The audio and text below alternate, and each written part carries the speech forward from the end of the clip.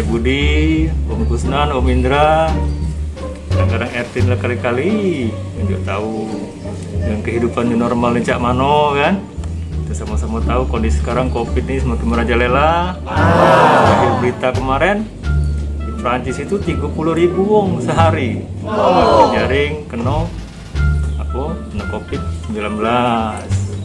Harapan PRT ini kita ini sekarang ini sudah mulai melaksanakan kehidupan new normal. Contohnya ada istilah 3M ya. Sering-sering pakai masker, mencuci piring, bukan mencuci piring, mencuci tangan. Ambil cuci piring, cuci tangan kan. Ataupun terakhir kita harus menjaga jarak. Contoh cak ibu-ibu ini lah. Jaga jarak 1 meter. Pakai masker galau ya kan. Nah kita mestinya sadar bahwa apa yang terjadi ibu-ibu ini pasti kita contoh. Jangan kita tidak baik, tidak percaya dengan adanya virus COVID-19 ini. Nah keruan pemerintah kemarin kan sudah ngasih kesempatan kita berapa bulan kan, menyampaikan apa yang harus tidak boleh dilakukan, ya kan, selama 3 bulan kita lockdown sampai kan, atau mungkin kita membatasi kegiatan kita. Itu untuk pelajaran dari kita untuk pada saat sekarang new normal gitu, kehidupan new normal. Waya-waya di sini lah nak pakai masker. Betakoan PRT itu. Oh, betakoan kebun karet lo, kamu banyak duit, ya Cen ya.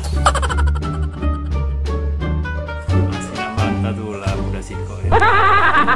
Nah, kira-kira gejala COVID itu yang paling utama yang gak diindikasi oleh dokter. Lamo, batuk, atau flu, demam. Kalau yang ketiga nih kita itu cepet-cepet lah berobat ke dokter. Udah periksa jangan tunda-tunda.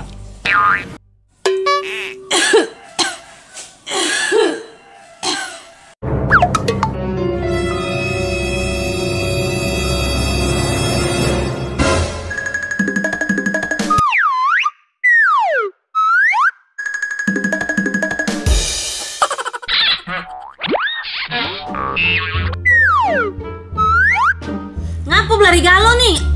Aku nih batuk nih, bukannya apa.